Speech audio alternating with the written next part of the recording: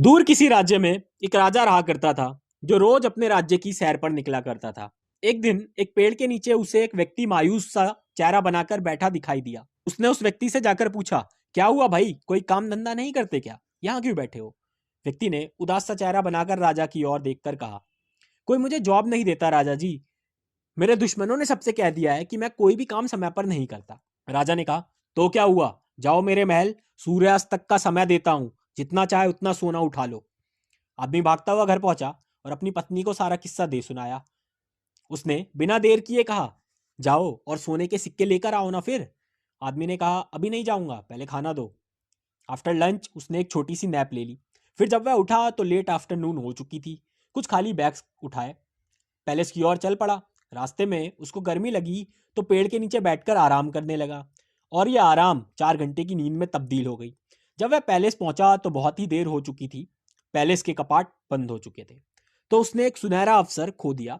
ये golden opportunity थी अमीर बनने की। उसको टाइम की वैल्यू करनी नहीं आती थी, इसलिए उसके हाथ से यह अवसर निकल गया।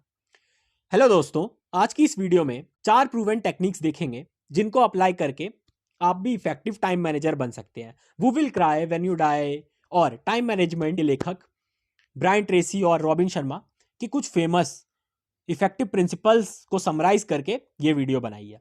Schedule worry breaks. Worry is our biggest time killer. हमारा ज्यादातर समय चिंता में ही चला जाता है। अगर ये ना हुआ तो क्या होगा, वो हुआ तो क्या होगा। जब भी आपको ऐसा लगे कि ये चिंता आपका प्रोडक्टिव टाइम किल कर रही है, तो इसके लिए आप इस टेक्निक को फॉलो कर सकते हैं। आप दिन का 15 मिनट एक स्लॉट फिक्स करिए जिसमें आप के दिन के जो वरी होंगे उनको आप सिर्फ सोचेंगे, और उसके अलावा आप पूरे दिन कभी भी चिंता नहीं करेंगे। ये टेक्निक मैंने पर्सनली यूज करी है। 2 मिनट में मैगी बने ना बने, बट 2 मिनट में आपकी जो चिंता है, जो वरी है, उसका समाधान जरूर हो जाएगा। दी ABCDE मेथड। इस मेथड में आप पिछले दिन रात में सोने से पहले अगले दिन के जितने भी कार्य हैं उनको एक डायरी में लिख लेंगे। उनको लिखने के बाद आप उन्हें 5 ग्रुप्स में ABCDE में डिवाइड करेंगे। यह डिवीजन प्रायोरिटी के हिसाब से होगा। ग्रुप ए में मस्ट डू वर्क आएंगे जिनको करने ना करने का सीरियस कॉन्सिक्वेंस हो सकता है आपकी लाइफ पर। ग्रुप बी में वह कार्य आएंगे जो आपको करने चाहिए, बट याद रहे ग्रुप बी के कार्य आप तभी कर पाएंगे जब ग्रुप ए के कार्य कंप्लीट हो चुके हों। इसके माइल्ड कॉन्सिक्वेंस होंगे। ग्रुप सी की जो एक्टिविटी है वह नाइस टू डू है, बट अगर आप करते हैं तो भी ठीक, नहीं करते हैं तो भी ठीक। इसके नेगेटिव और पॉजिटिव कॉन्सिक्वेंस नहीं होंगे आपकी लाइफ के ऊपर। Group D. D stands for delegate. इस ग्रुप में वह वर्क आएंगे तो आप किसी और से भी करवा सकते हैं, और जो इंपॉर्टेंट कार्य हैं आपके लिए आप उनको समय दे सकते हैं। ई स्टैंड्स फॉर एलिमिनेट। इस ग्रुप में वह कार्य आएंगे जो आप करें ना करें उसका आपकी लाइफ पर कोई इंपैक्ट नहीं पड़ता। Keep a journal. एक डेली जर्नल मेंटेन करना one of the best way है पर्सनल ग्रोथ का। इसमें आपको करना यह है कि डेली के जो एक्सपीरियंस है और कहां पर आपने कितना समय खर्च करा है वह लिखना है। हर गुजरते दिन के साथ आप सेल्फ अवेयर होने लगेंगे, क्योंकि अब आपको पता होगा कि आपकी जो प्रॉब्लम है वह कहां पे आपका समय खर्च करने की वजह से आ रही है। Now you can start working on it. Having a journal आपको मोर इंटेलेक्चुअल एंड एनलाइटेंड वे में जीने में हेल्प करती है।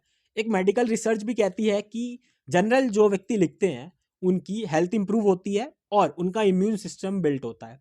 Remember, if your life is worth thinking about, it is worth writing about. Parkinson's law.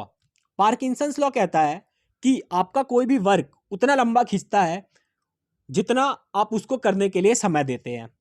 If something must be done in a year, it will done in a year. और यही काम अगर आप करने के लिए 6 महीने देंगे तो वह 6 महीने में पूरा होगा। एग्जाम्पल, एग्जाम टाइम और हॉलीडे टाइम। और जब डेडलाइन आ जाती है तो हमारे एक्ट्स उस रफ्तार से बढ़ जाते हैं। दोस्तों, कैसा लगा ये वीडियो मुझे कमेंट कर कर जरूर बताइएगा, और अगर अच्छा लगा और कोई चीज समझ में ना आई, कोई डाउट है तो वह लिखिएगा जरूर। अच्छा लगा हो तो शेयर करिए और लाइक करना ना भूलिए, जिससे मेरा मोटिवेशन बना रहता है।